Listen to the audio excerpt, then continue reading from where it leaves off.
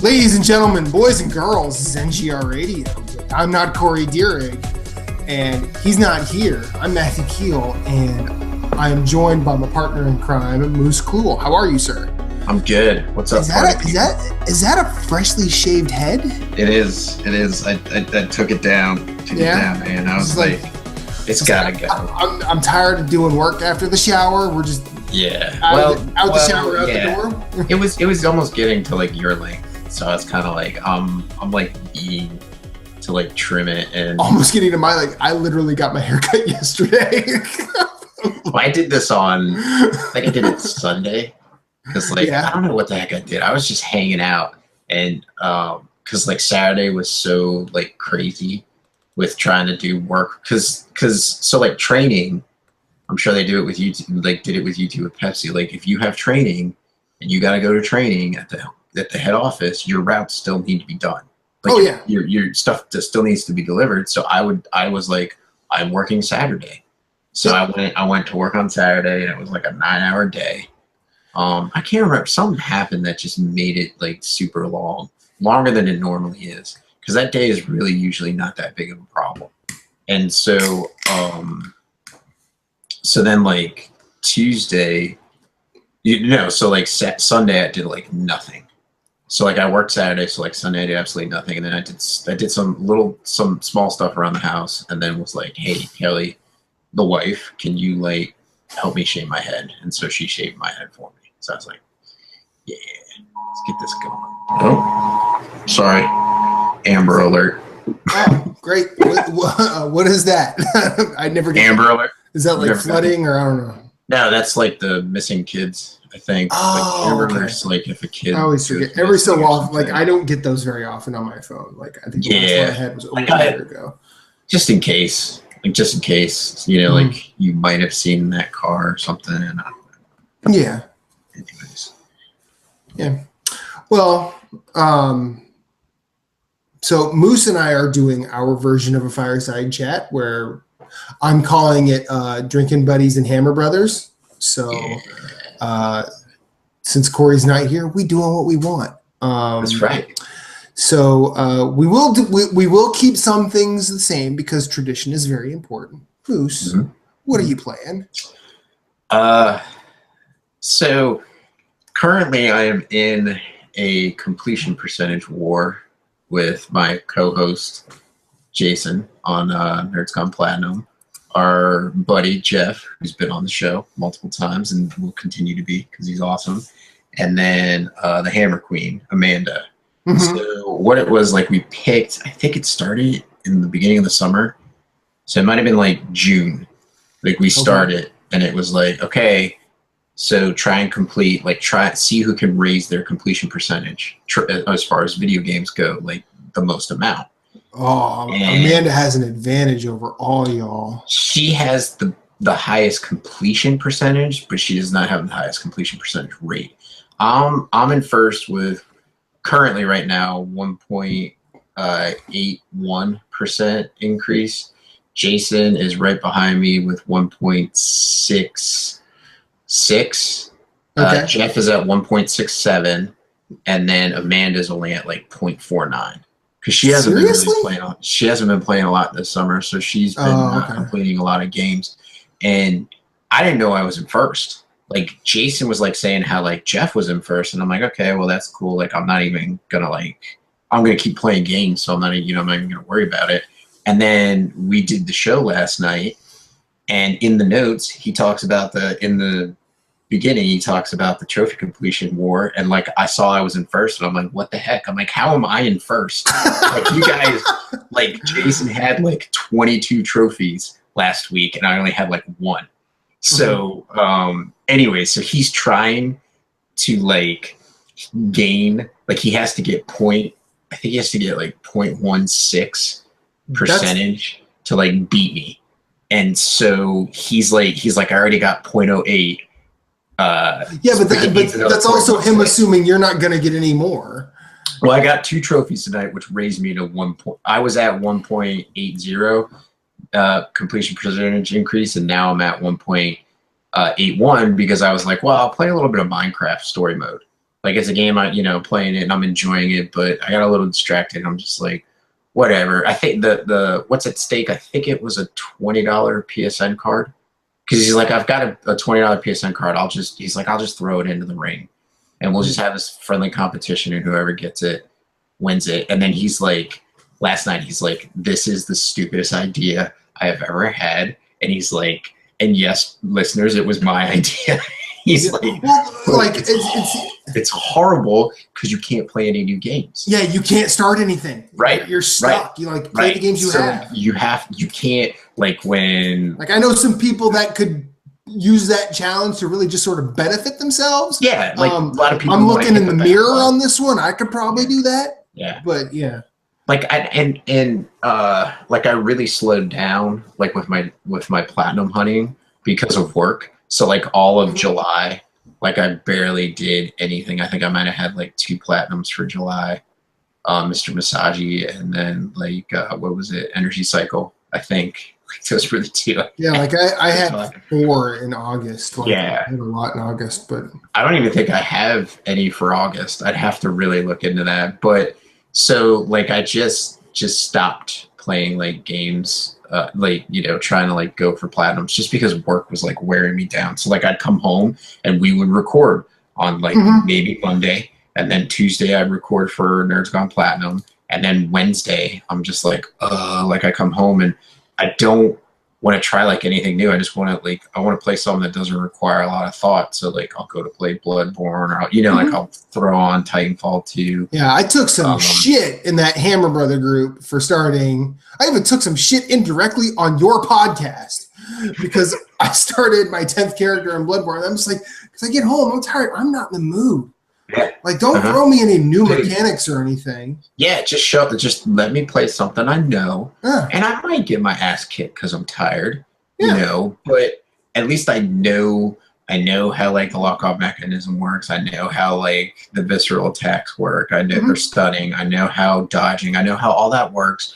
So it when I said that before, I think I said I like Bloodborne because it's relaxing, and Jason kind of chuckled. He's it's funny how we say that's a comfort food game and it's relaxing because it's a Souls game, but it's it is because what's coming and you can prep yourself for what's coming. Yeah.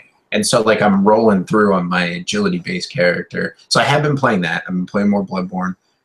I'm on my agility based character. I'm up to the Nightmare of Mensis. So I'm trying to get to the the first lamp in that. So I have my Ashen gear on with my crow, the crow masks that I got, and my frenzy resistant rune so that it doesn't kill me right away. I'm using a threaded cane. I really want to level the blades of mercy to have some fun with that. But I think I'm gonna my 2 main weapons will be the threaded cane because I like it so much. I like the whip, and then also the burial blade. Because it's skillful for a while, and then the burial blade is so much fun to play with. It really is. And then later on, I think it starts to scale with arcane at the tail end or something. I think it doesn't. I think the only thing you can use. I think the only thing you can really use to scale it, other than what is it? Skill? Is that the? I don't know. I know there's one thing that it says it scales with, but it only scales with if there are blood gems for that thing. Yeah, I think you're right. Yeah, and I think that might have been arcane. Yeah, I think that's it, but it's super dumb.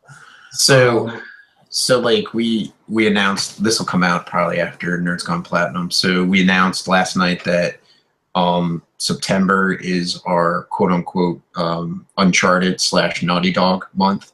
So Jason has not played the Uncharted series, which you'll be happy about, but he's going to play through all the Uncharted games, just earning trophies, platinum if he wants to, even Golden Abyss. And then I'm going to play Lost Legacy because I have it. I've never played a Jak and Daxter game, so I'm going to play Jak and Daxter: The Precursor War, the remaster that we got with Lost Legacy. Jak and Daxter's real good. Yeah, I've heard good things about it, but I think when that was coming out, it was wasn't it towards the tail end, maybe the middle to tail end of the PlayStation 2 life cycle? And I was yeah. about things. I think you and I are about the same age, and I think by that time we were just old enough that life had sort of said, "Hey, you need to pay attention to some other things right now." I think I was going to college, started college at the time. So like I was just, and I can't, like, I was really deep down the Grand Theft Auto rabbit hole. So like other games just didn't interest me if it wasn't like Madden or Grand Theft Auto. But anyway, so he's going to be doing that. I'm going to be doing Lost Legacy, Jack and Daxter. I also have Golden Abyss on Vita. Now I know, we both know it's not a Naughty Dog game. Captain Canada was happy to point that out. But I said it's an Uncharted game. So, and then I haven't finished The Last of Us. So I'm going to play through The Last of Us. And then we just start our session of playing whatever the fuck we want to. Because we've all been like, Jeff has been holding off on playing Final Fantasy 15. He wants to play it, but he's been holding off because he's like, this damn completion percentage, rat race competition. Yeah. And he's like, I don't want to like play that game. And it also kind of makes you like rush through games because you're like, the more games you can get through, the more you can raise your, and so you're not really like necessarily enjoying the games that you're playing. So I look forward to, like, I've talked about Sundered on the podcast, and it's a lot of fun. I highly recommend. I can't wait to play it. If you've got a little bit of chunk change and you're looking for a good 2D side scroller with a little bit of roguelite to it, like, I highly recommend the game. The only problem that I have with it is it does stutter sometimes. Like, it freezes for like a second and a half or something, and then your character starts moving again. So it's just, I hope they can patch that to fix that eventually. But other than that, the game is great. Like I said, as soon as September starts, I'm going to jump right into Lost Legacy as well. I think I want to make, since I've been playing Minecraft, I'm kind of liking the story mode of the Telltale game.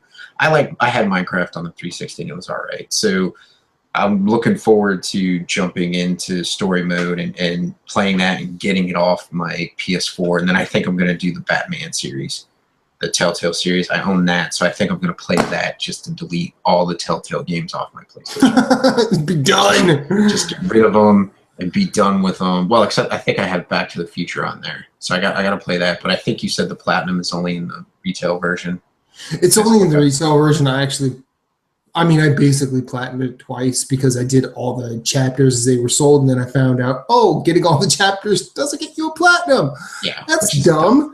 And then I got the retail version and did it.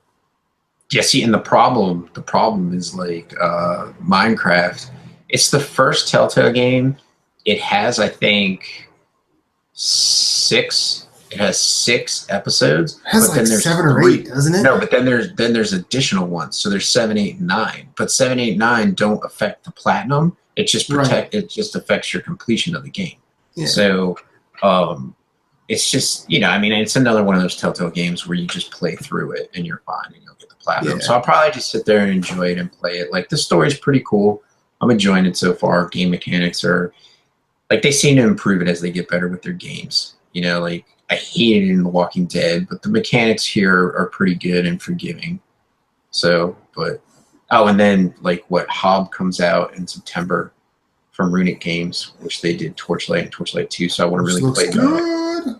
And then I just picked up Mages of Mystralaria, I think it is. It's by a group, Dan Eidelman is the guy that champions about it on the PlayStation blog. He helped Tom Happ get Axiom Verge to the Vita and the PS4. Mm-hmm. So he's been working with this team. And it looks really cool because, like, you play a mage and, like, in your talent tree, you could be like, okay, well, I'm shooting a fireball spell. Okay. And then you can modify it in your talent tree. Okay. Well, it's 3 fireballs.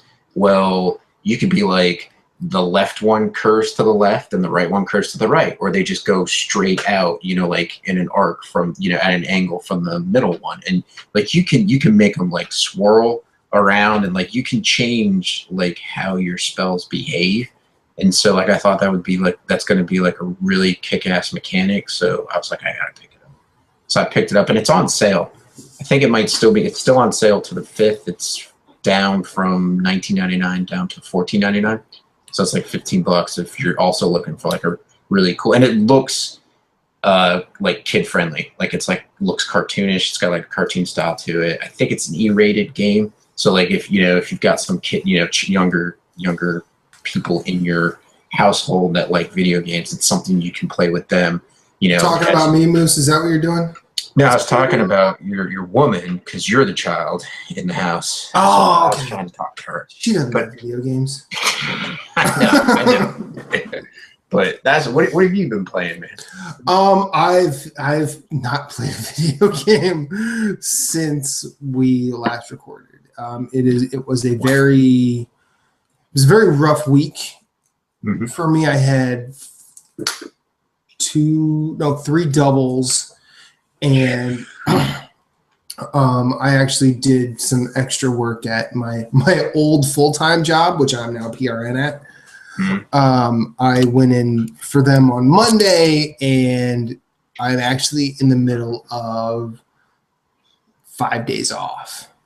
So that's nice. I got me a little vacation, and sleeping in. Let me tell you, the beauty of that is absolutely marvelous, and I wouldn't trade that for all the platinums in the world. Yeah. Yeah. I still need to work on Bastion. I still need to finish platinuming Pyre, but man, that game gets the difficulty spike late in that game is it's ridiculous. Okay.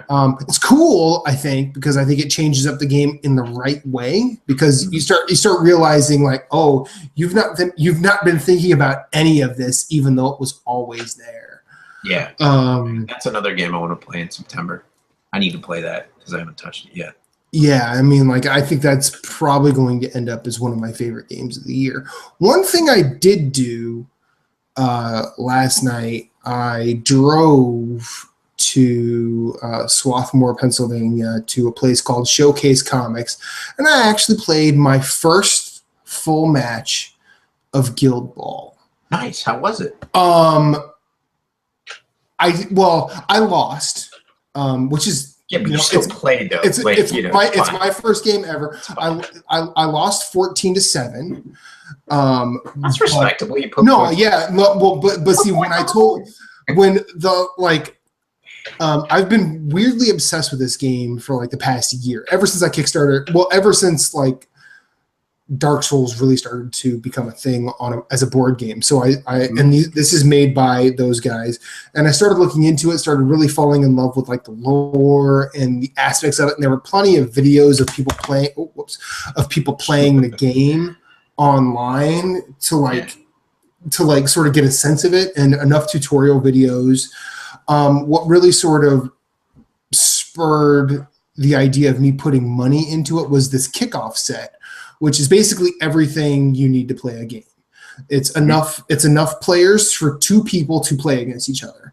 And this game is basically it's a board game. It's board game soccer with violence. Yeah. Like each character has weapons, and you can basically either choose to score goals or you can choose to fight. And you score points different ways. But I went there, and I sort of, because I had just been paying attention, like I sort of knew the mechanics. I knew how a turn was supposed to work. There were just little things I was missing, and the dude I was playing against, his name's Alex. Super cool dude. He was like, oh, well, just don't forget about this thing on this guy. And I'm like, oh, but he wouldn't say, if you do this with this, you'll do better. He would just point things out, and I would have to connect the dots. But when I told the other guys that were there how I had lost, they were like, how'd you score 7 points? and I looked at them, well, I killed 2 of his guys and I scored a goal. They're like, you scored a goal against him? And it's your first game ever. So like they were pretty welcoming. They were encouraging, and like they were saying, okay, well, did you see where you fucked up in like most situations? I'm like, yeah. Like I knew there were plenty of pieces I was missing throughout the match. Right. But I had to use that to learn. Right.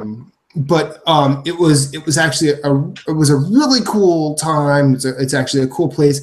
I wish it was BYOB because I feel like if you're in a welcoming group of people with some drinks, that might be a good time.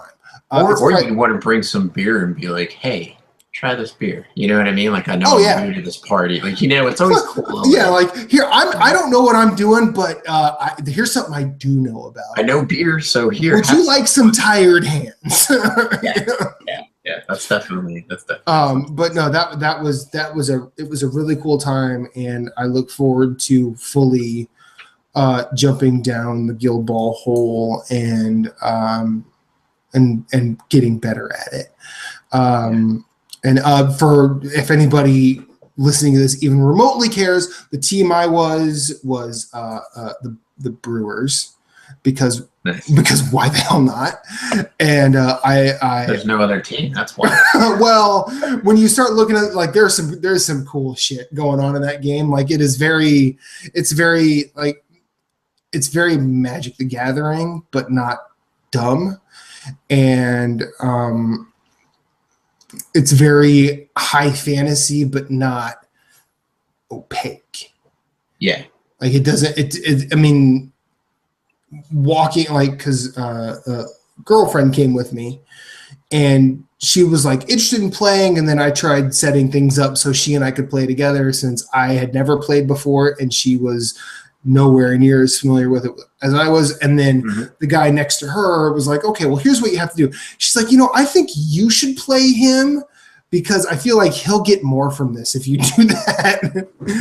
and that was how we all just sort of sat around, played, talked. It was a cool time. Nice. But yeah, other than that, like I've actually been listening to a lot of records, which is cool. That season finale of Game of Thrones was a thing. That was good. Like man. I feel like massive fan reaction is like, well, it wasn't the best episode. I'm not sitting here saying it was the best episode, but I feel like that's showmanship what they did. Like I'm not gonna go into detail, but that is how you lower the curtain on a season. Like they did a great job ending it. Like I do want more. Like I agree with you. They closed the curtain and I want more and I want to see more and I know more is coming, but it's like you've got a lot to think about. But they did it in such a way that you're not there's cliffhangers, but they're not like gnawing at the back of your mind cliffhangers. Yeah, like they're cool cliffhangers and you're like, you know what? I'm cool with them just doing it next season. And I heard like the next season's supposed to be like 2019. 6 episodes. The earliest could be next summer if they could get the filming done. But they're saying that won't happen. 2019. But they're saying like they're gonna be like feature length movie episodes. Like they're gonna be like an hour and a half to 2 hours each. So it's gonna be insane. So like to like watch that at like 9 o'clock and be going to bed at 11. Yeah, like I always watch it the Monday. Like that's the Monday. I had tried enough watching it on HBO Go and freezing. I'm like, fuck this. I'm going to bed. Yeah. I'm gonna endure the bullshit that is a work Monday because Mondays suck. And that is my reward. So looking at it that way, like, see, I had like, so when you had your streaming issues, when did you start the stream? Like right at 9? No, like I had streaming issues well after. Like I would stay up late. I would wait till like 9:05 to start it for them to get it up on HBO Go, and then I'd click it and start it.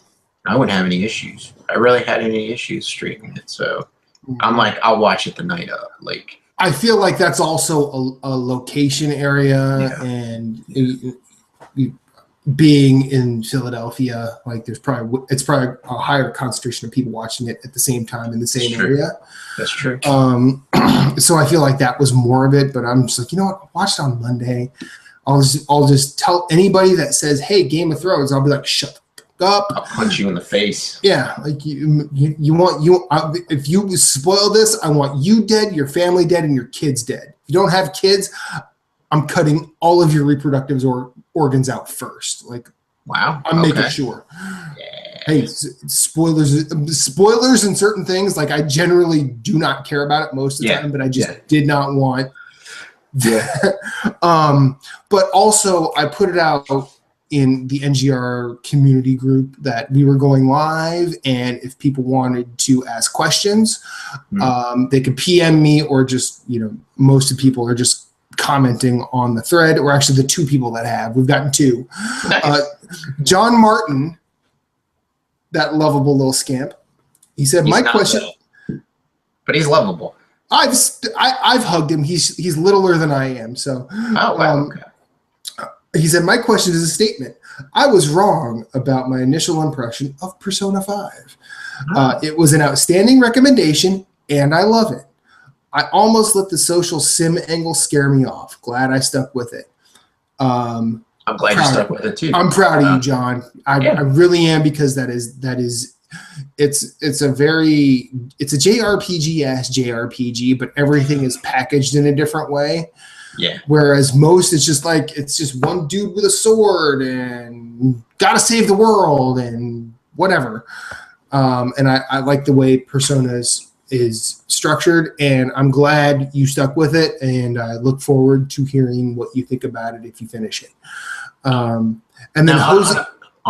1 second. On a side note, talking about Japanese games, what are your thoughts on Secret of Mana, like 3D? Oh, Secret of Mana is fucking cool. Is that not going to be awesome? Like, when I saw that remake, I was like, yes. Now that's, fuck Final Fantasy 7. I said it. Fuck Final Fantasy to death. Just have it go away, because it's all the same shit anyway.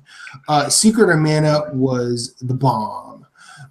And, and because of playing like Secret of Mana, and I never played Chrono Trigger, I played Chrono Cross, like it.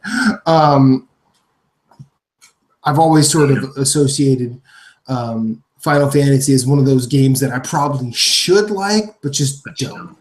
I followed the same path you did. I never played Chrono Trigger, but when Chrono Cross came out, I bought it because it was a Square Enix game, and it was like, or a Square game. So it was, at the time they were Square. So it was like Final Fantasy 7, enjoyed. 8 was kind of 9 was good, and I think it might have been in between 8 and 9, or around that time. So like I loved 7. And I enjoyed a bunch of the Square games. So I was like, oh, well, here's a Square game. And I try not to, like, if it's a game where you really need to play a previous game to know the story, then I'll kind of like, I'll go away from it. I won't buy it day 1 until I can play that first game. And like when I saw it and people were talking about it, they were excited because it was Chrono. It was a sequel to Chrono Trigger. But then I read like, oh, you don't need to play the first one to play this one. And so I was like, all right, well, I'm in. And so I bought it. And I enjoyed it. I thought it was good. Yeah. Like, I didn't know Chrono Cross was a sequel when I got it. Right. Like, that's all right. Yeah. And I don't know if that was me missing something. You're not Clayton, Mark, or Daniel. So it's okay. Yeah. Or Chris. Yeah. But anyways, luckily you're not Chris. Chris and Daniel have been on this show, and both of them have waxed poetic about Final Fantasy. All due respect to both of them, they're wrong. And then Jose Jimenez, he asked a question, and I feel like this is a philosophical topic of our time. Why must penguins die? On a long enough timeline, the survival rate of everyone or everything drops to 0. Thank you, Chuck Palahniuk. That's my answer, and I'm sticking to it. So, like, I think they should die because flightless birds are bullshit. I don't care if they can swim. I don't care if they've got formal wear 24/7. Fuck them. Well, my thing is, if he's just asking in general, why do penguins die? It's because that's the order of life. But if he's asking like, why are people killing penguins, and it's something we don't know about, then that's sad. Yes. That's horrible. Yeah, that's horrible. I'm not calling for the mass killing of penguins. Right. I'm not and I doing don't think that. anybody thought you. I'm just saying, they don't juggle like otters, so fuck them. Yeah, otters are cool. Juggling otters are. But yeah, I think they just die because that's just the way life goes. Yeah. So. Okay, that's all our questions. If any more come in, I'll let you know. Cool. So, wow, you got me on a tangent with the secret of mana. That hits me. That hits me right in my heartstrings. So you played it on SNES? Yeah, I fucking love Secret of Mana. Like I could have just played that forever if I'd never done another game. Really? Yeah, like I love that game. Yeah. I don't think they've announced whether it's cross-buy, cross-play. It probably won't be. It'll probably be like you have to buy it on PS4 or buy it on Vita. Guess what? I'm gonna buy it. I'm buying it on Vita because I want another game to play on my Vita. So yeah, but I'll probably pick it up when it's on sale or something when it hits its first sale. But I'm excited about it. I mean, it looks good. It's like first quarter 2018. I think you're right. Yeah. Yeah, it's still a little bit off. It's not like it's adding to the pile of. Well, yeah, but then there's the whole problem of like, Sony's at what is it? They're at the Paris Games, they're at Tokyo Game Show, and then they have PSX. So it's like they've held stuff back from E3. Mm-hmm. So it's like what are you going to announce that is going to come in that time slot?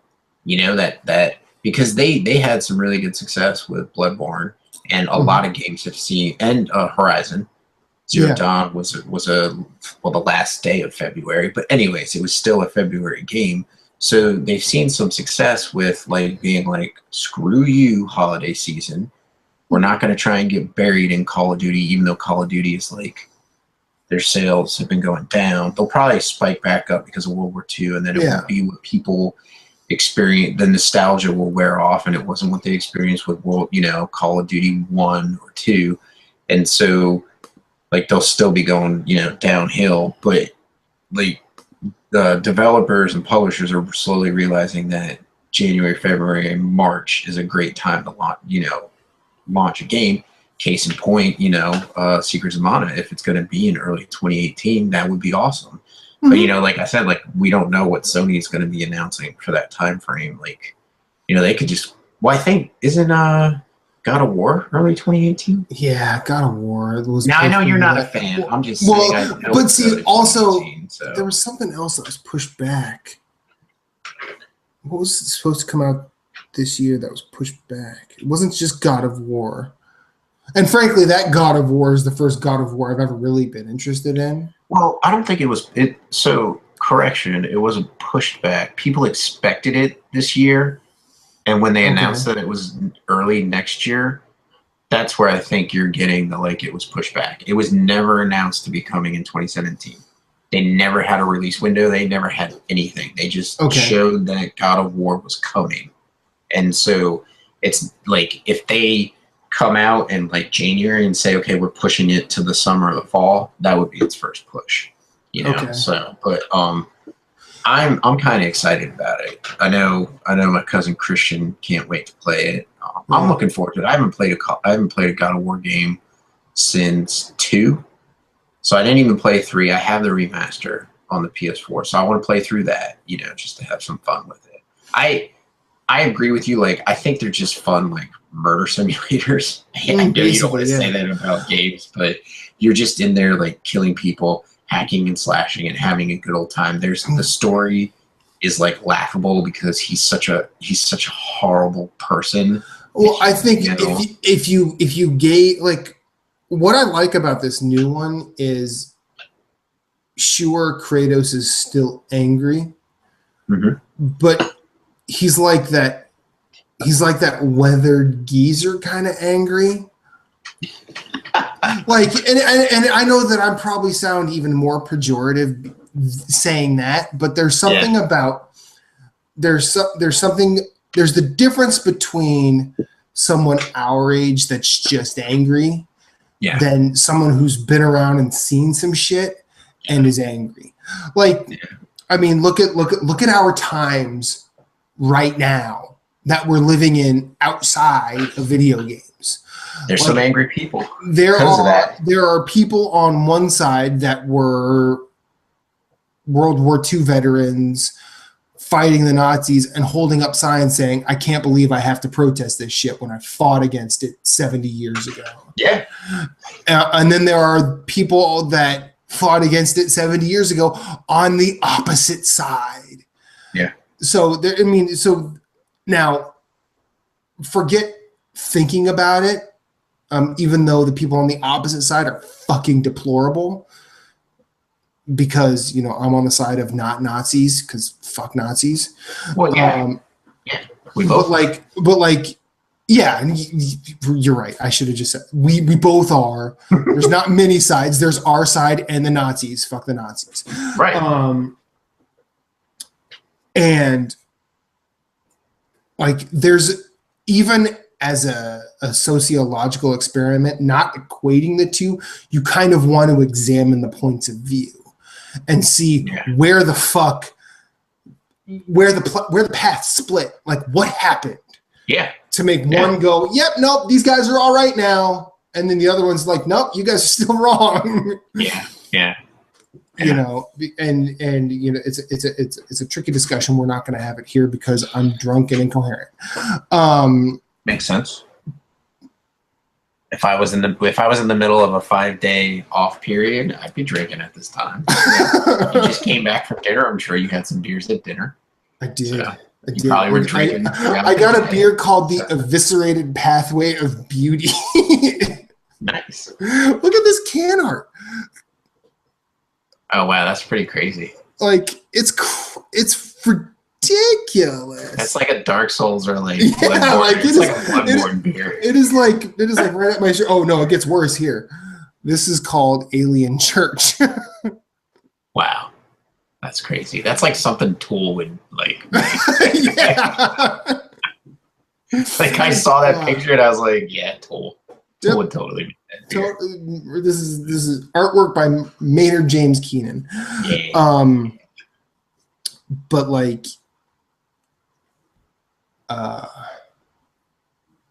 beer's good. Yeah. So can I ask you a dumb question? Because I completely missed the boat. Is Windjammers out now? Yes. Came out yesterday. Yesterday? Today's Wednesday, okay. right? I gotta buy Dude, that. we were doing the podcast yesterday, and Jason's like, yeah, such and such a game's out, such and such a game out, like today. And I'm like, don't you mean tomorrow? Because I thought it was Monday for some reason. And he's like, no, today's Tuesday. And I'm like, all right, I'll try not to say that anymore. Yeah, full disclosure, in the Platinum Achievements group, Chris tagged me in a post, and he has a picture of Windjammer's title screen. He's like, did you get it? I'm like, yeah, I got it. Yeah. I don't have it yet, but after the show, I'm buying it because I owe it to my nostalgia for playing it in the arcade. Yeah, I've never played it, so I'm looking forward to trying it. Didn't you play Disc Jam? Yes, I did. Disc Jam is kind of like based on that. Yeah, and to be honest, like, I haven't played it since the arcade. And when I saw Giant Bomb streaming it like years ago now, I thought about actually trying to track down a Neo Geo in a Windjammer's cart, and then I just got lazy. Now you don't, because it's on both, isn't it? It's on Vita. I'm buying it on Vita. So and it's I think it's cross-buy, cross-play. Maybe not cross-play, but cross-buy. So. Yeah, and either way, getting it on Vita because I will support that platform as long as my Vita continues to play. Yeah, ditto. And the Bastion Platinum is difficult. Yeah, I hit a brick wall with that. Like, I got through one of the trials really easily, and then the second one is just like, whew. Yeah, it like kicks your teeth in. Like, it's like, oh, you thought that was fun? No, this isn't fun. But you can go and check. There's like YouTube videos where like people show like the weapons that they take in, because you can take like, people who aren't familiar with Bastion, like you can carry like 2 weapons and a secret, and secret attack. Ability for one of the two weapons. So the ability has to be for one of the two weapons. And so it does not actually. Really? Yeah, the decoy is not for one of the weapons. You can carry. Oh well, I mean, like. Well, I'm just saying. I'm just saying a lot of them are weapon related. Like the hammer has a spinning attack while you're holding out the hammer. So like, Speaking of which, that kid is one of the best Hammer brothers ever. Yeah, dude, he's awesome. So like way before Hammer Bros, like going way back, like when Bastion first came out, I've been thinking my fourth tattoo is going to be video game related, and I want to get it like on my shoulder. So it'll like go across the front and the back of the shoulder, and then the handle's going to come down. I wanted to get a mace because I love playing paladins in World of Warcraft, which is kind of ironic because I don't like church and all that shit. But anyways, I liked it because of being a healer. I like healing, and then like they were a great hybrid class. So I wanted to get a two-handed mace like put on like tattooed on my arm, and I was looking for some artwork. I was about to have my buddy draw it, and then I got my brother. I put it on my Christmas list. They've done it for all three. They've done it for their first two games. Bastion and Transistor, and I hope they do it for Pyre. But they release it's got the special edition, so you get a copy of the game. Like I think it was on Steam, so I just gave the code away. It would be like a code, and then a whole bunch of code for Steam. Now I'm sure they can get you a code for like any system you want. You just say, "Hey, I'm on PS4," and they'll send you, and then I just give that to somebody. But like it's got a code for the game, it's got a soundtrack. The Bastion one came with a bandana, which I wear regularly when when I'm mowing the lawn or doing yard work or something like that. Going on hikes with Kelly, because I've seen it there. Yes, going on hikes with Kelly. A T-shirt, and then I think I said the soundtrack, and then like a picture that was signed by the whole entire development team. And I was like, oh, that's so awesome. I had it hanging up in my office at Lowe's for like the longest time. But so when I saw the hammer on the T-shirt, I was like, that's it. I was like, that is the hammer that I want to get on my arm. And I was like, that thing is awesome. So like, it's weird how like I've come down, like found the Kirk hammer in Bloodborne, and like love it. And so, yeah, I just thought that was just a really interesting story. As you say, like he is a really good hammer bro. I mean, to be honest, that's the main weapon I use in that game is the hammer. Like I use the hammer and the musket. Like I love the musket. The musket's freaking awesome. I mean, I always keep the hammer was the first thing I upgraded all the way. Yeah. And I keep that with me at all times. And depending on I'm finding I think I'm gonna have to actually ditch it for the trials. Yeah. Because when you have all of those idols activated, it becomes a different ass completely. But with the hammer, like that hammer and the spin, like it almost does not matter what else you have because everything else is distance, and then they get up there just so I just make sure I have the Bastion bourbon and the whatever it is to make your drinks up so you can use the special abilities more. Yeah, because you have to find those. You have to have the drinks for healing, number one, and then Bastion bourbon is the healing one, and then there's another one. There's one that raises the level or the amount of the potions to use your special ability. Because I think you only get like 4 or 5 at most. But then I do that same thing and I just have it like maxed out. And I'll just sit there. It's 3 without the drink and 5 with. Nice. Which is nice. I mean, and I'll say this, I said it like 3 or 4 episodes ago on this show that Bastion is one of my 10 favorite indie games ever. And even playing through it now, that becomes more apparent because I love the art that's central to the game, and then I love the side art. I love looking at that world. Yeah. I think all of the characters, be it Rux, Zolf, Zia, like the pets that you can have. I think the bottles are cool, like in their own way. Yeah. And the weapons are well designed. And it just like you could make everything else in that game bad, but the narration, if it stays at that level, that game is still bare minimum good. Yeah. Yeah. And even trying to like trigger different types of dialogue by just staying in an area way too long, and he's like, well, the kid's sitting down.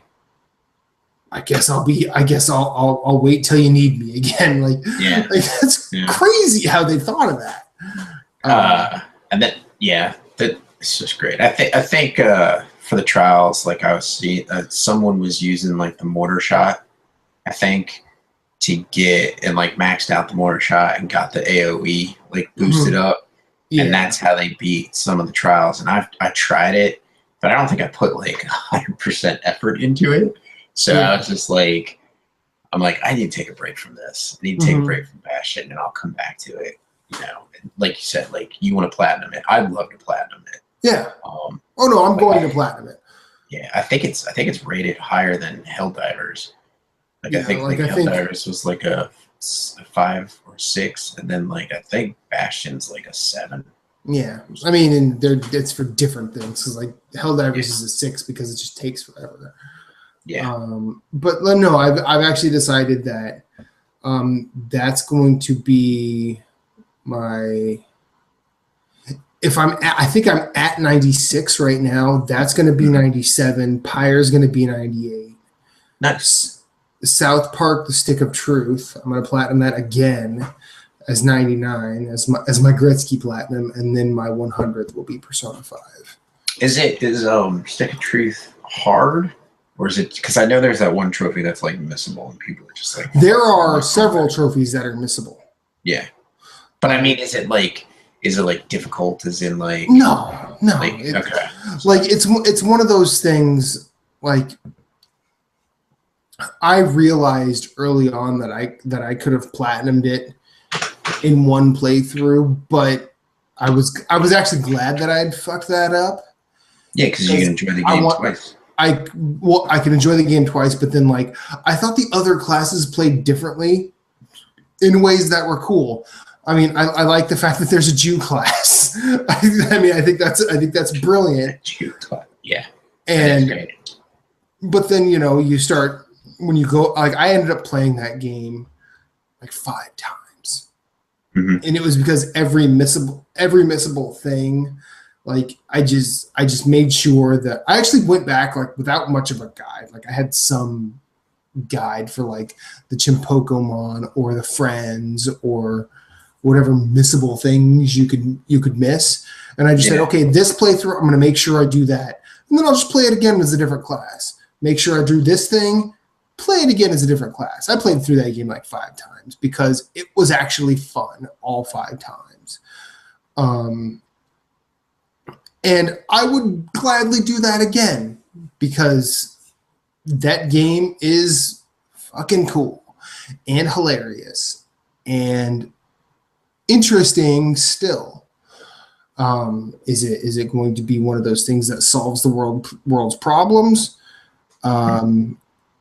If farts could solve the world's problems, I think we'd be out of problems already. But I'll definitely play that game with as much reverence for it as I've had. Yeah. I mean, and the fact that my girlfriend likes the fact that when you pick your name in that, she likes the fact that Cartman goes, "You chose the name douchebag. Are you sure you want this name?" Like, and no matter what you choose, you are douchebag. So I'm completely okay with that. Nice. So I feel like I've been talking for a while. Moose, what's going on in your life apart from video games? Trying to settle into my new job. Yeah. Which is it's been pretty fun. cleaning tap lines is entertaining. Like the day goes by really fast because you just keep moving. Like I'll have like 16 stops a day sometimes, and like some of them are really fast. Like I clean one line or whatever, but it's just like learning so much about like beer kegs, beer systems, beer lines, like everything is just, it's cool. Like it's a nice crash course. And like we had so there's a company called Micromatics, and they make the valve that's inside the keg. So anyways, they make like the coupler that goes on the keg. They make like the lines for it. They make the fob, which is foam on beer, which it take a while to explain that, but it's actually really cool. Okay. The pumps. So so fobs, I used to hate them. Then after training, I like them because like once you understand something, you're like, okay, it's cool. So like a fob is like a little glass, like it's a little container, and it's got a little flotation device in it.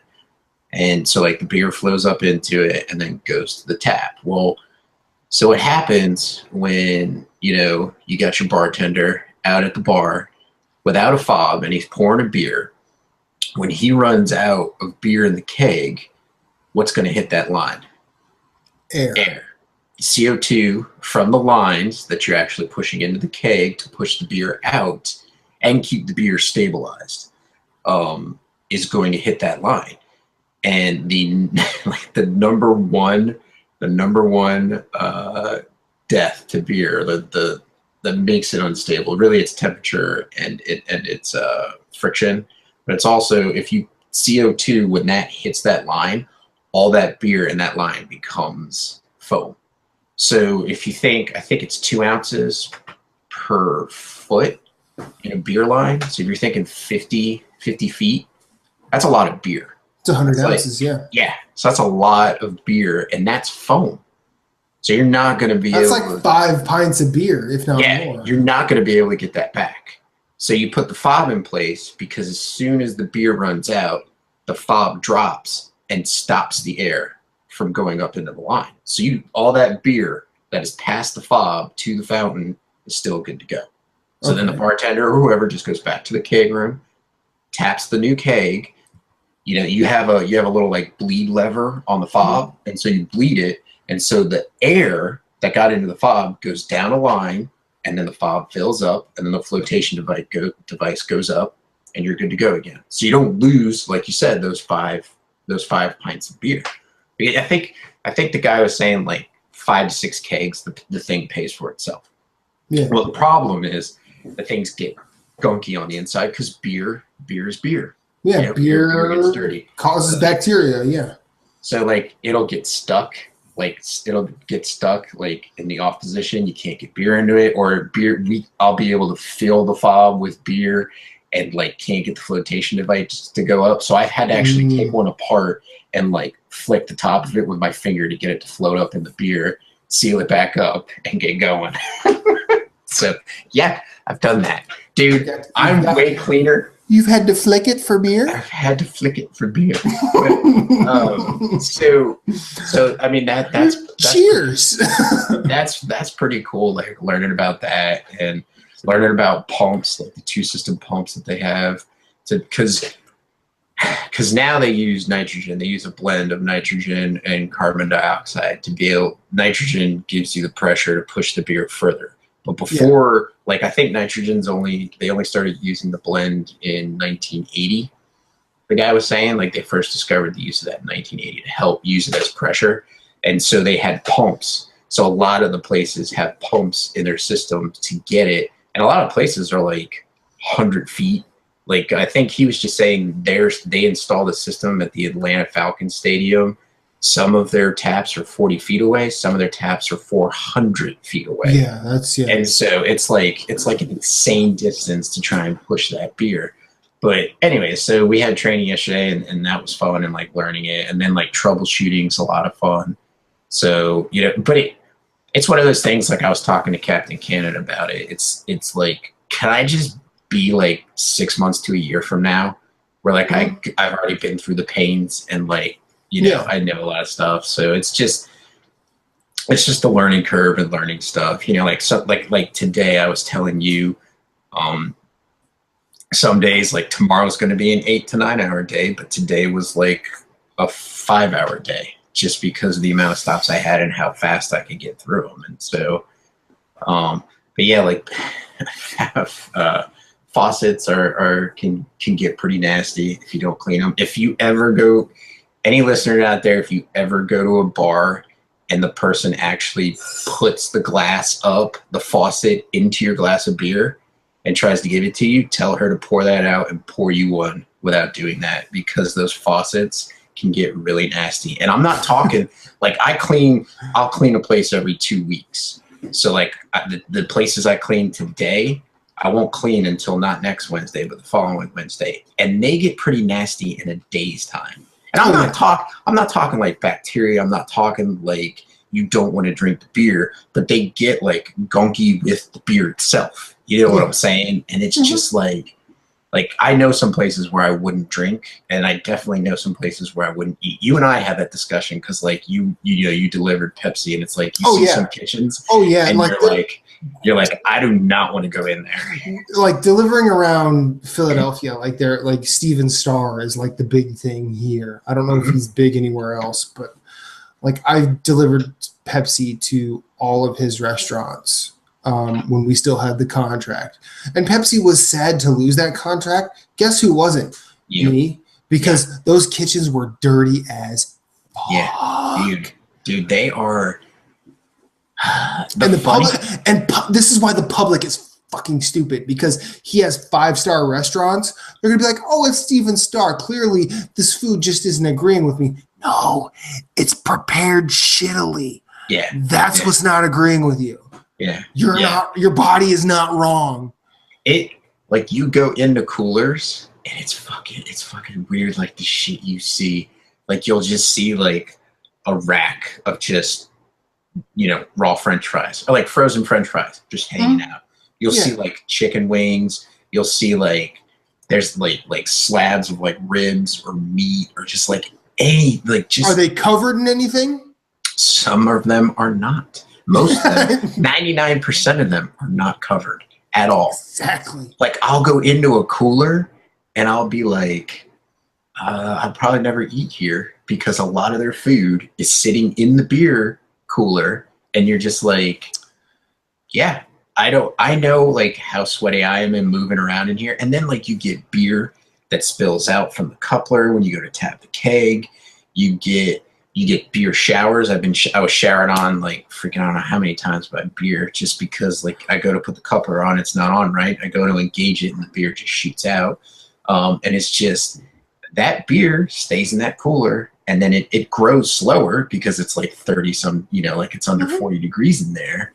But like coolers are nasty. Like some of them are nasty. And like some places, like I'm just like, whatever. It's like whatever. Yeah. Like but like you look at their ratings and you're like, how the hell do they have like a 97% rating?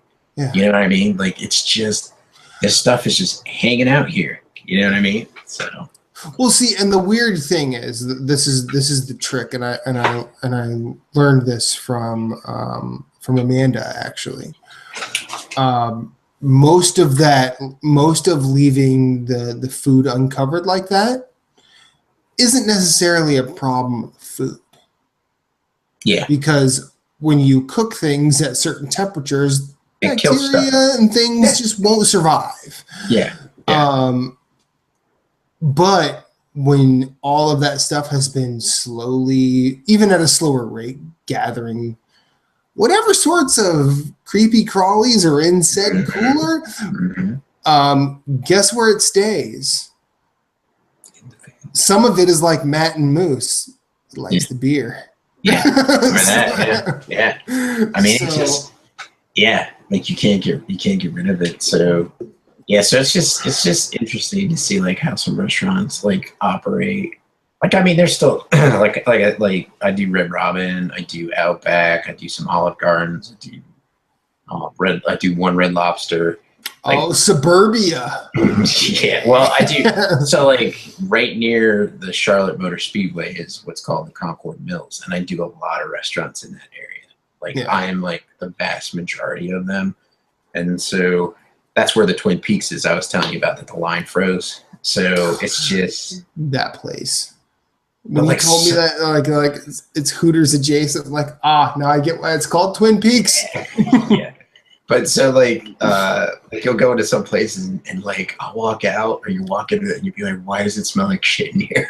Why does it smell like human feces in here? Like, or I'll go out to the outer bar at Twin Peaks and I'm like, why does it smell like a tuna melt out here, like a tuna sandwich or something? And I'm just like, this is freaking weird. And so like I just go about my business, I clean, and then like I leave. So, but yeah, I agree with you. Like it's like you know like that bacteria is gonna get killed off, you know, when something gets cooked. But like some places more so than them, like a bunch of the Outbacks I've been to, I'll never eat at an Outback, like unless I see their kitchen.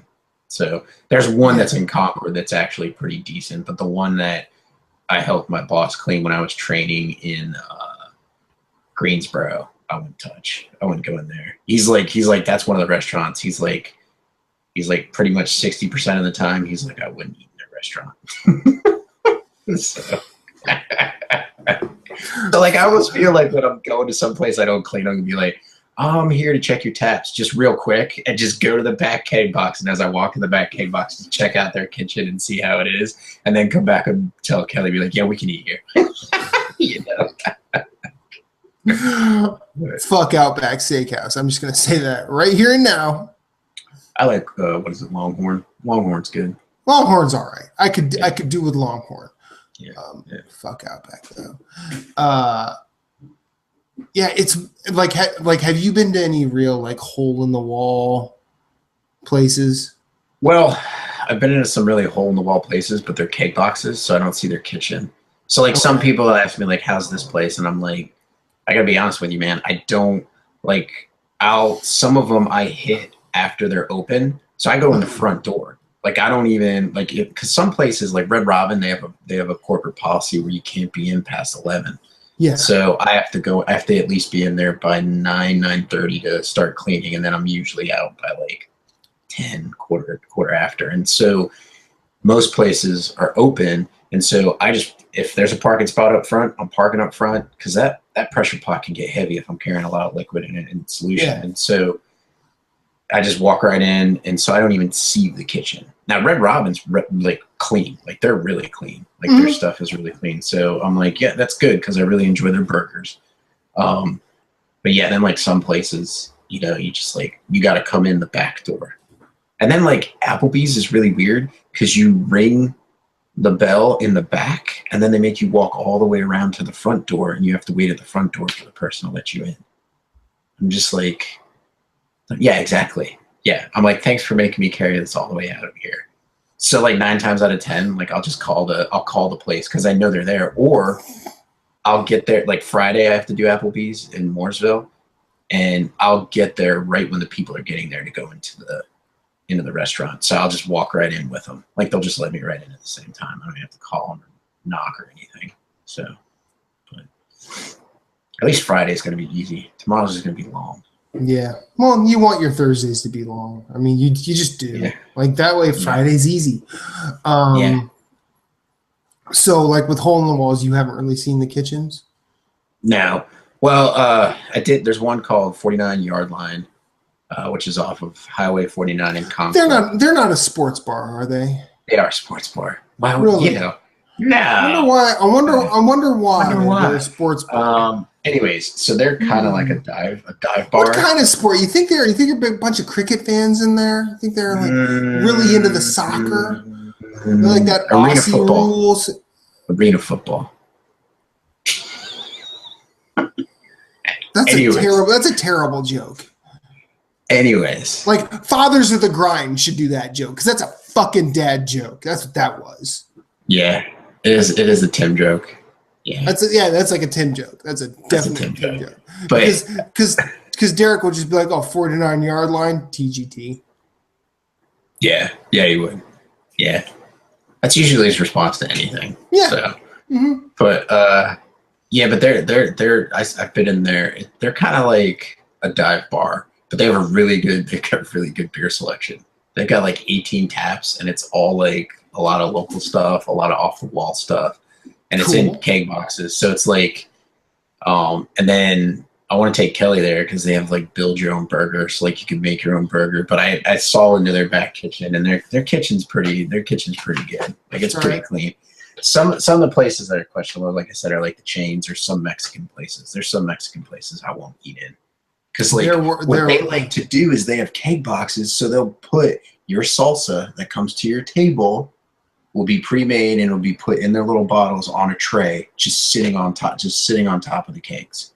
So it's like, think what is in that keg box, and then also keg boxes are fucking nasty because all that beer that's spilling when you're tapping a keg, you get a beer shower. It sits in the bottom of the keg, and it just collects growth, and it's like, oh, like that's mainly why I won't eat at some Mexican places, because they don't clean their keg box. But if I open up their keg box and it's clean, and the restaurant's clean, then I'll eat there. Because like I've done it so far while I've been on routes. Like I'll be like, okay, it's 12 o'clock.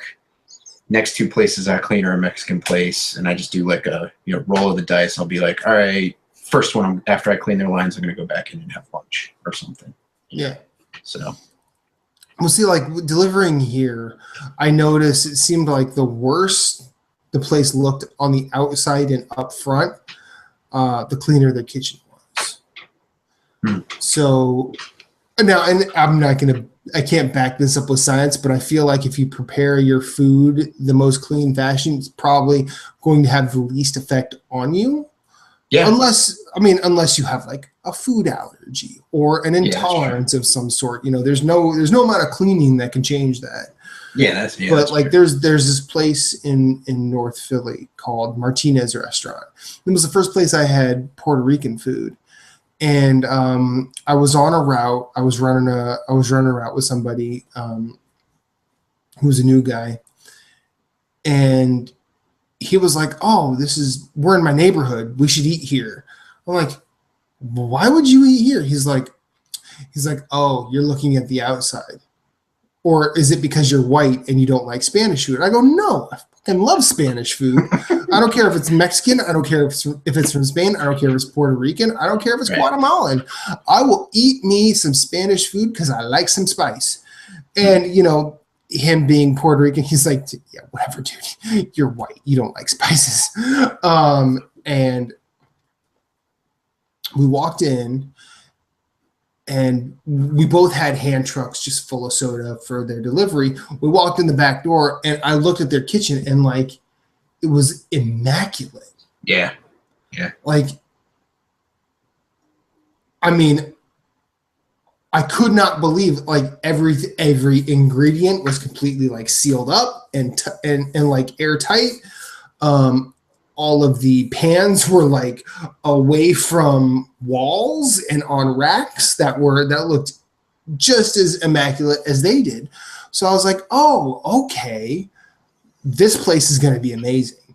And I had some pateles, some empanadas, we basically got an entire rotisserie chicken for each other, for both of us to share, and we had champagne soda, which is not alcoholic, thank God, because that would have been weird for two dudes driving a semi.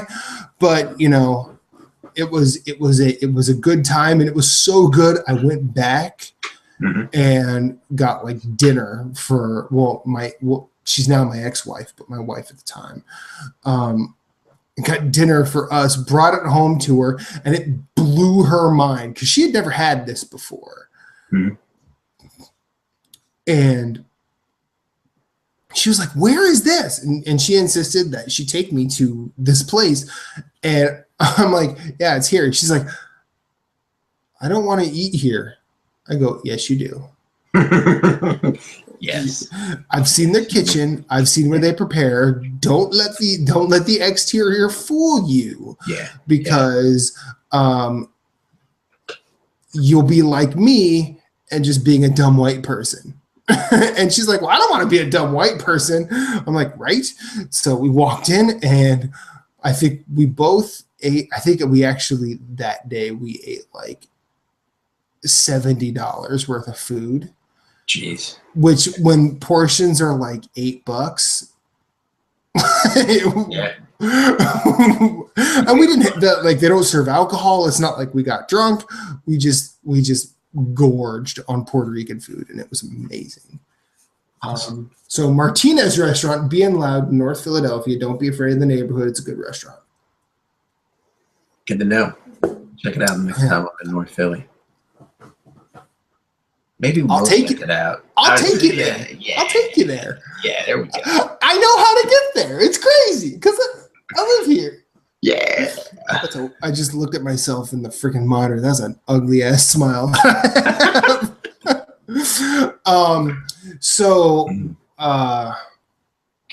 I'm looking at the clock. We've been going for about an hour 10, hour 15, maybe a little more than that. What do you say? You feel like hanging out more, or you want to just wrap it up? Because I know you got like 20, 30 minutes. Yeah. Okay. That's all right. Fine. All right. Like I said, tomorrow's not like tough. It's just long. Yeah, it'll just be a long day. I mean, sleep is good, but like if I get a little deprived, it won't be too bad. Okay. Well, I mean, I'll probably go to bed like right after this. But. I mean, I went to Tired Hands before this, and I had 7 beers there. Jesus. And I'm on. So technically, this is my 8th. Nice. It's a double IPA. I was gonna say, were you drinking double IPAs?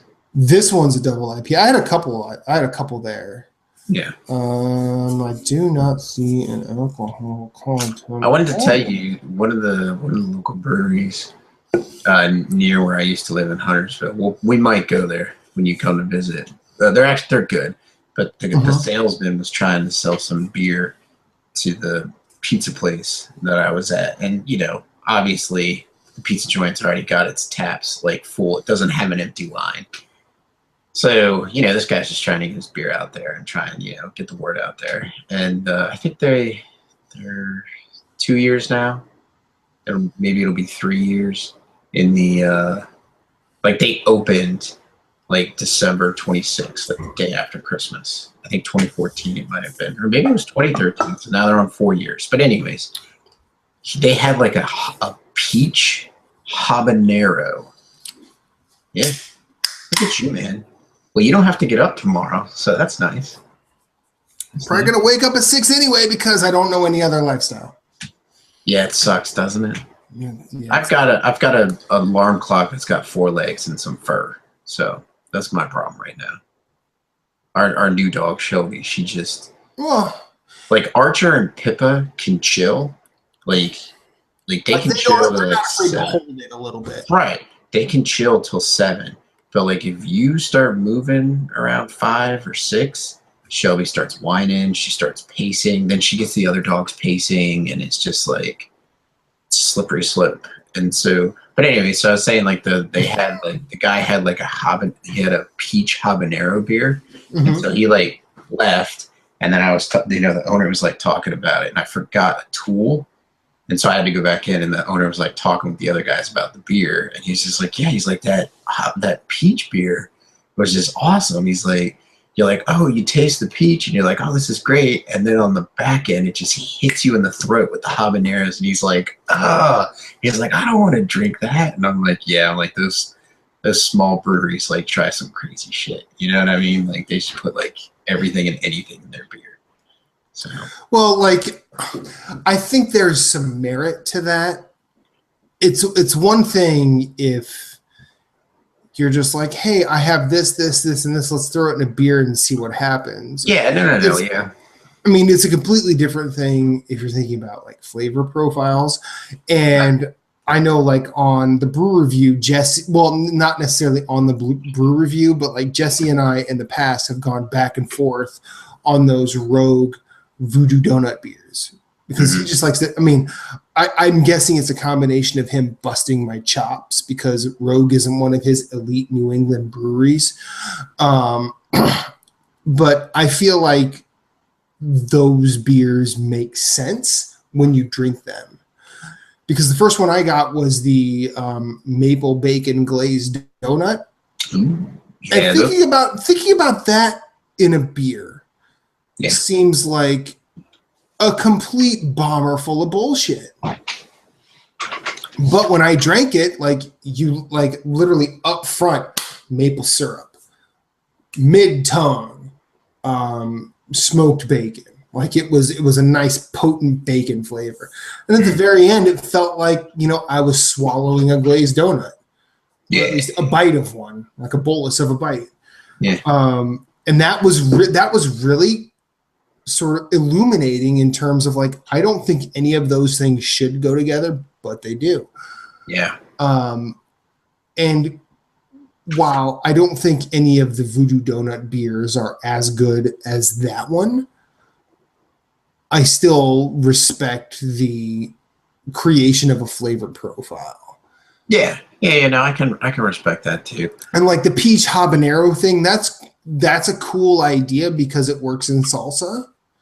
But the problem is like it shouldn't, in my personal opinion, it shouldn't hit so far away. Like it should be like it should be at the back. It should be at the back. It shouldn't. But it shouldn't maybe kick so hard, or not even that. It should be, they can be together, but I think they should hit at the same time, or relatively at the same time, so you feel like when you take that sip, you get some of the peach and some of the habanero, and you get like the slightest bit of the hotness taken away because of the peach. You know what I mean? So that you can kind of enjoy both, but your mouth isn't on fire, or you know what I mean? Or you're not like you're sitting there going, "Oh, I'm enjoying this beer," and then all of a sudden the habanero hits you. Also, you're like, yeah, you're like, I don't want to drink the rest of this, because I think that I had a Birdsong has a jalapeno pale ale, and they're in Charlotte, and that beer is delicious, and they do it just right because it like the jalapeno hits you like up front, like you're not like just drinking the beer and then it kicks you in the teeth in the aftertaste. You know what I'm saying? Like you taste it as you're drinking the beer. And it'd be a great beer for Mexican food or Spanish food, but that's what I like. If you're gonna do like a surprise, not a surprising, but like you're gonna add something that's a little bit off the wall. You know what I mean? Like, I mean, now I agree with you. Yeah, it's in salsa. Peach and habanero does really well. And like the sriracha beer from Rogue, it's a sriracha stout. Which I've not tried yet, but it's like, honestly, the first time I had it, I didn't have Mexican food at the time. I think I had leftover pizza. I don't know. It did not complement leftover pizza very well, but the beer on its own like had a bunch of merit. Yeah. And it did not wreck my throat with the burn that sriracha normally does. And I think it's well done, and I would definitely recommend it if you have like, not necessarily the most, like if you're going to eat Mexican food and drink that beer, don't put any hot sauce on it, because I feel like it'll just tear your taste buds apart. Yeah. But I feel like both can work hand in hand if you don't add anything to the Mexican food. But the sriracha beer from Rogue is really good. And I feel like habanero beers in general, at least the multitude that I've tried, have either gone for over spicing the ale or trying to do that kick you in the mouth sort of thing. But like that peach habanero, like if you do that to where you have the habanero like present to the point where you taste it and even hint the heat, but you have enough of a flavor profile to just sort of not necessarily cancel it out, but just sort of mitigate the burn. Yeah. As it were. Or the shock. Yeah, like that becomes a different sensation. And I feel like that could be a cool thing. And based on you overhearing or talking with this person about it, I feel like they didn't have that. Yeah. But that's just, the one sort of feedback I would say to that person, instead of like, I don't want to drink this, is you've got something here, but I don't want my beer to literally burn my patrons' throats, because then they won't order another one. Yeah, they'll drink one and done. They'll be like, nah, I'm going to go back to whatever else because this hurts. Yeah. Yeah. So a while back, a couple days ago, I sent you a link to Funk Brewing's advertisement for a brewer's assistant. Yeah. I applied for it. I just want to. Yeah. I said, why not? What's the worst thing that can happen? They're not going to call me back. Oh, I already have 3 jobs. I don't need any more decisions on my plate. I just wanted to let you know I did that just to see what happens. So now I'm going to be around your old stomping ground if I get the job a lot. That's hilarious. That is hilarious. Yeah. So would you, I guess, focus on that job? I would probably see what the hours are and then make some decisions. Yeah. There's one of my jobs that I would drop like a sack of dirt. Yeah. And then the other 2, depending on how reactive they are to that sort of situation, which I don't think would be a problem. It'd just be some juggling. Yeah, like I could see like let's pretend for a moment I get it, and Funk is this set of days. Like, oh, okay, so I just can't work anything on those days. So one job is I have to juggle between the other 2 jobs the other days, which that's fine because I would do that just so I could learn about brewing beer. And like, I mean, the couple of times I've talked like with Jesse on the beer show, because like I keep having the possibility of going to like Boston or even Maine for a trip, but it just hasn't panned out because of money. And he was like, oh, you should come and brew with my dad and I. And I'm like, that'd be fucking great, because I want to know how that works. And I feel like reading it doesn't help me learn it very well. Like you're a hands-on type guy like I am. Like I'd rather I have to be thrown into it. Yeah, you'd rather learn it from actually doing it. Like I mean, I had been like with the Guild Ball the other night. Like I had been watching games for like a year, but like having that first game under my belt, despite how much I thought I knew about it, I was like there was a lot to keep track of. Yeah. And and the guy that was playing against me knew that that's a lot to keep track of, and he remembered how he was when he first started out. And I feel like this would be the same thing. Like if I did this for a few months, I'd pick up something.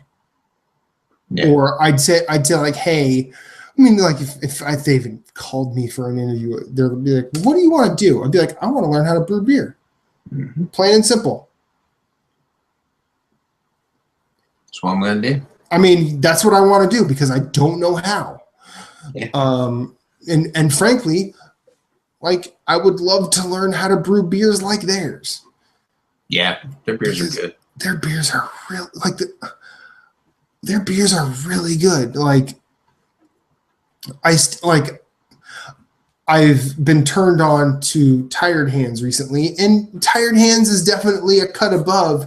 But at the same time, like I feel like Funk belongs in the conversation, even more so than Weyerbacher. And Weyerbacher, and Weyerbacher, you and I've sat at their we have sat at their bar and gotten plenty drunk doing it. Yes. Yeah. And it's not the last time. Yeah. But see, like with if I had to pick one of the 2, like that we would go to, like when we went, I think Funk was closed. Like they weren't open that day. Because they're open weird hours. Yeah, so we were just like, well, let's go to Weyerbacher. But like if I came up and was visiting and it was like we can go to one of the 2, I would pick Funk over Weyerbacher. just because I feel they're in more, their beers, like in their spectrum of beers, is more of like what I like when I drink beers. Not saying that Weyerbacher doesn't make good beers, but they're almost kind of like the Victory Brewery for me. Like their beers, just like it's kind of difficult for me to find a beer that I like by them. But when I find one, it's a good beer. It's not like I'm sitting there. Comparing them to Victory, I'm going to try like hell not to get offended. Like, I know. No. With you, dude. I'm messing with you. I totally get your because Weyerbacher tends to draw from Belgian influences, and Belgian is not everybody's cup of tea. Right. Now, and like I was saying, like like some of their stuff when we were there tasting, like it's cool and it's good. And then like, I found like a fruit pale ale, which was good. I found like this. I found I had a Hefeweizen, or like. I can find stuff that I like. So, and I tend to do that. I do tend to have that happen at breweries. Like, like I might try like a flight of beer and end up not like only liking like one of them, but when I have it, it's a good beer. You know what I mean? So, breweries usually tend to do that pretty well. Mm-hmm. And like I mean, I'll just throw this out there. I find it funny that you think funk is more your spectrum, because one of the first conversations you and I ever had about beer, you said IPAs are a bitch beer. They are bitch beers. Well, my wife's got me drinking them now.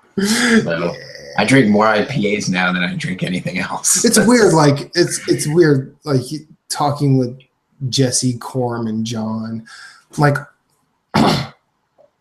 All we talk about are IPAs, so I could see like everybody going, "Oh, IPA must be your favorite style then," when it's not. It's just what's hot right now. Well, it's one of those things that like I feel like you can't experiment with a lager. You can't really you can experiment with a stout, but Corm actually said the people who experiment with stouts, it's because they don't know how to make stouts. Same with like porters. But with an IPA, it's just like you're throwing hops in there, but you need flavor. So there's that ton of room you have to just sort of be like, oh, I could have this, and this, but as long as I throw a bunch of hops in here, it's still an IPA. Now, that's kind of a pedantic comparison, but I feel like that's kind of where the industry is right now. Sours are making a. Well, I think the sours are IPAs. Like IPAs made it really big. Like what, maybe 10 years ago, IPAs started hitting. Yeah, like sours are becoming where IPAs. Sours are now taking over, because like I remember going.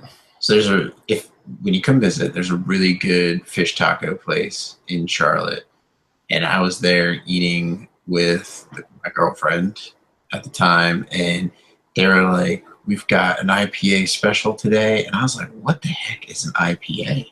You know what I mean? And this is probably like 10 years ago at the time, I think. It might have even been 11. And then I didn't like IPAs at that time.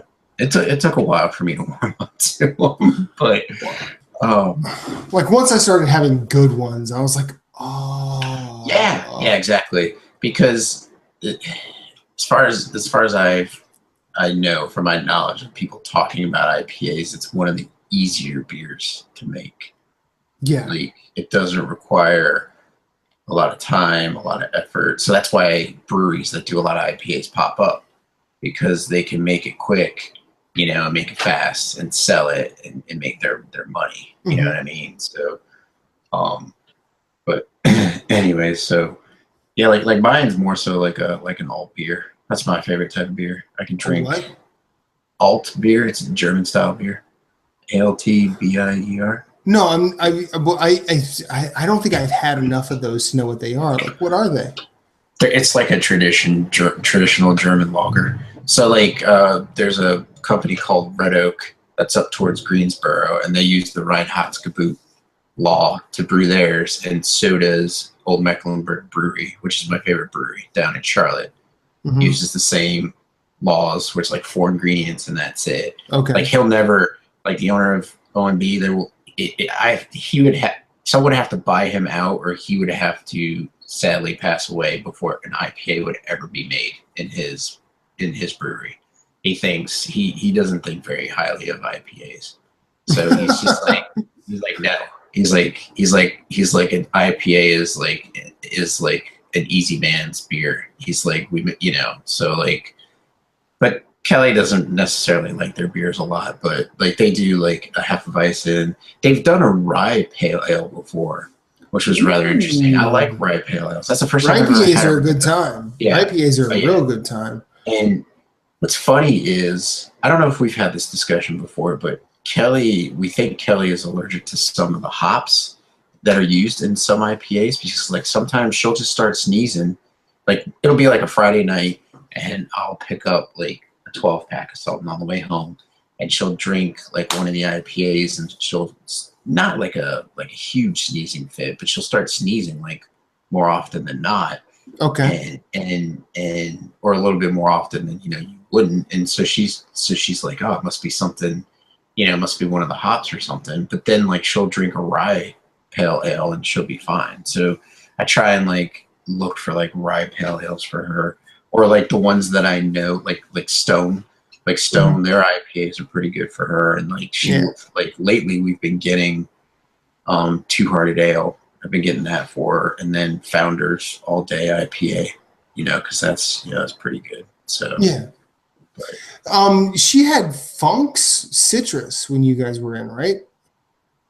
I'm pretty sure she tried one of ours. Yes, I think she because did. We had it at that bar in Easton. No, that was Bethlehem. The bar that we were at was in Bethlehem, but yeah, that's fucking whatever, dude. just trying to say, but she tried it and she liked it. Yeah, so she doesn't mind like the citrusy ones. But no, like I'm totally like the if she sneezes, like that hop allergy, it might, even though it's environmental, like you still want to be careful about that, because like I'm allergic to like literally everything environmentally. Yeah. Like according to my allergy test, like I have a high allergy to corn, which is ironic because I grew up in goddamn Iowa on a corn farm where I ate corn a lot, and I should not eat it anymore. But I've eaten it since and been fine. I've also started to figure out that I actually figured out Stone's Woo Stout that they make. I can't have it anymore because the one time I had it, I got sick, and then I actually watched John's brew review of it, and he said it was brewed with hazelnuts. I'm like, that's why I got sick. Because it was my first beer of the night. I am not the heaviest of weights when it comes to drinking. I get silly pretty quickly for a couple of reasons. One, because I'm silly in general, and two, because I don't have that great of a tolerance. But when it's your first beer after a day at work, and it's the beer queer.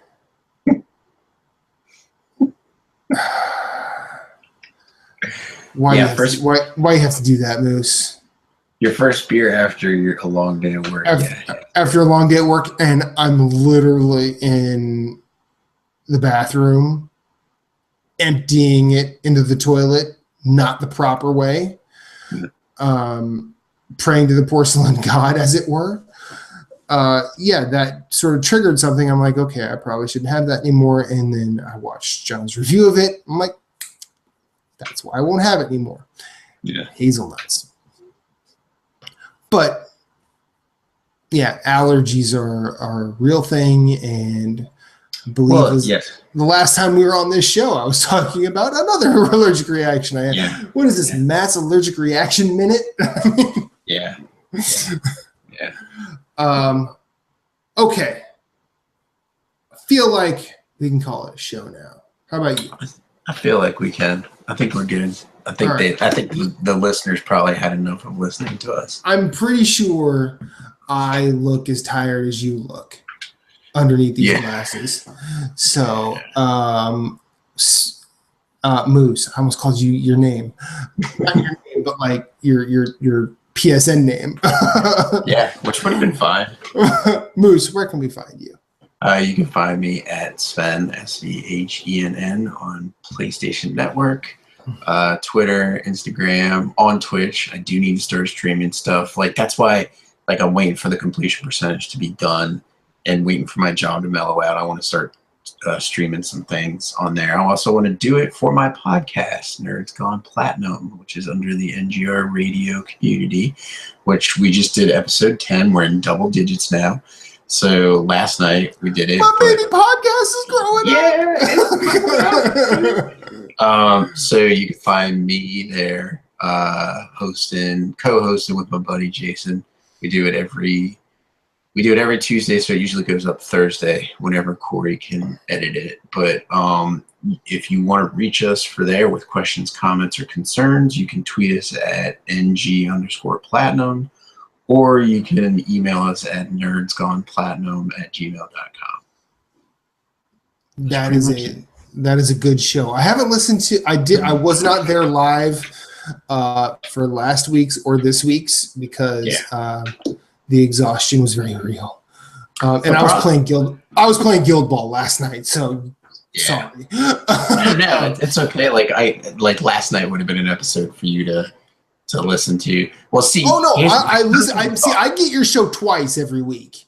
Yeah, I watch it and then listen to it. That's what kind of fan I am of yours, you asshole. I love you, man. That's awesome. Quit being so addictive, Moose.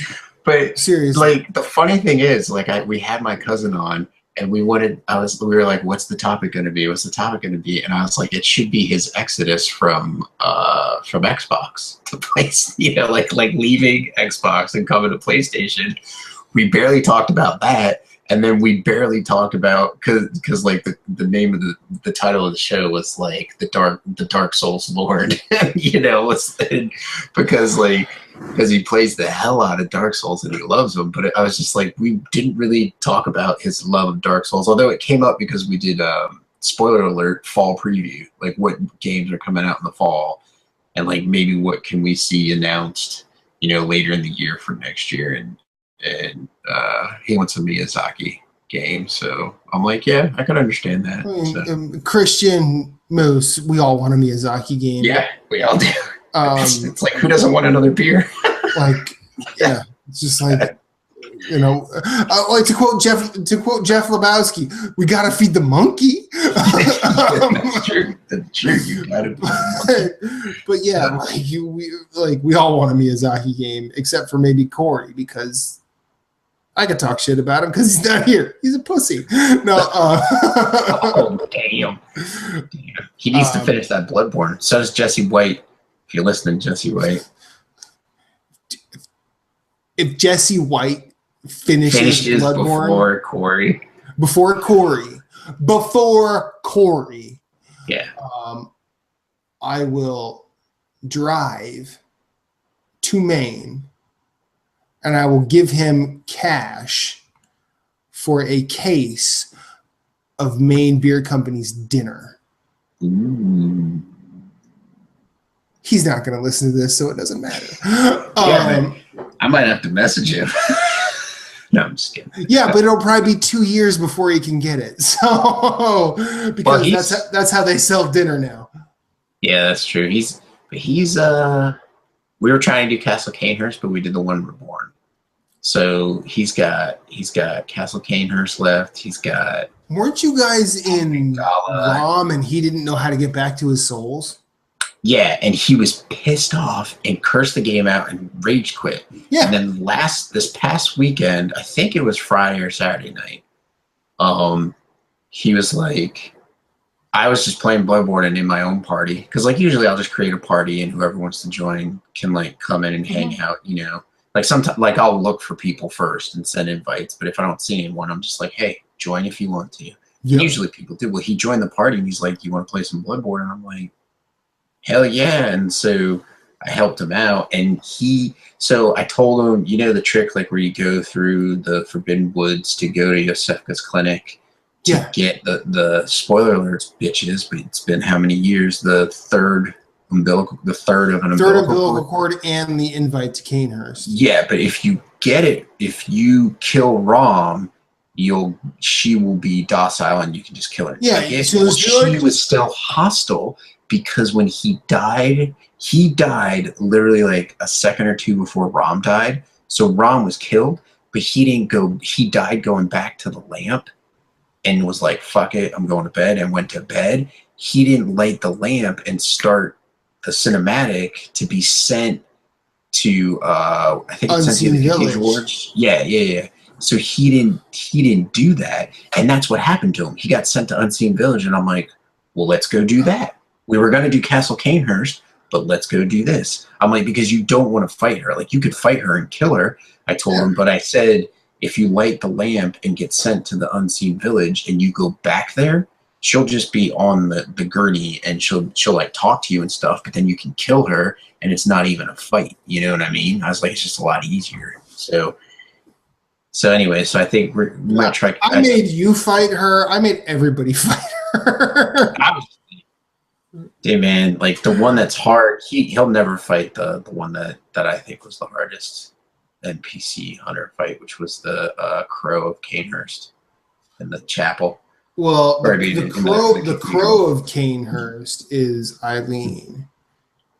Oh, well, so then whatever the crow. It was like the horror of Canehurst or something. It's the horror of Canehurst. But it's the guy who has the Chicago and he's got like the reader. Yeah, he has a ridiculous life bar. He's insane. Well, not only that, but then his life bar is insane.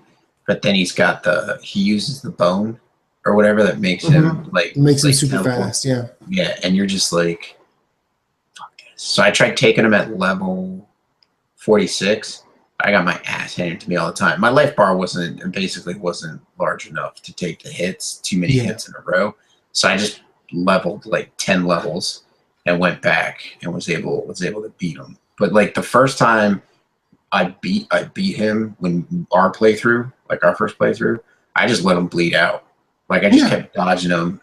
But this time it was really weird. He rarely used the Chicago. Yeah. Like it was really, really weird. Like he rarely used it, or he would use it, burn like 100 hits of health, and then he would, he'd hit L1 to like, take the blood off the blade so he's not sacrificing his health anymore. I'm just like, damn it. But anyways, yes. Yeah, so Jesse, and the visceral window on him is ridiculous too. Like you have to hit it. It's not like any other enemy in the game. Yeah. Despite the animations being similar, like you have to wait till his blade's about to hit you. Yeah. And depending on whatever frame your gun fires, like you have to time it for that.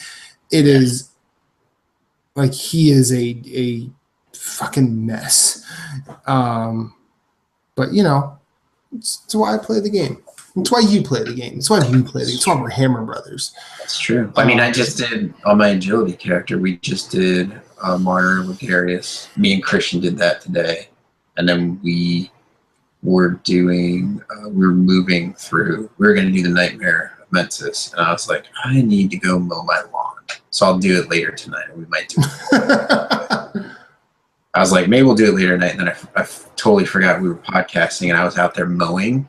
And I heard my phone like chime through my headphones, and I just kept mowing. And like 30 minutes later, I'm like, "It's Wednesday, isn't it?" I'm like, "I think I need to podcast tonight." So I like stopped the mower, took my backpack off, took my phone out, and I was like, "Yep." Matt's like, "Hey, what time?" You were like, "Hey, what time tonight?" And I'm like, "I forgot about that." So another time. It's like Fly the Concords because it's Wednesday, and that's the night that we usually make love. Only we don't make love.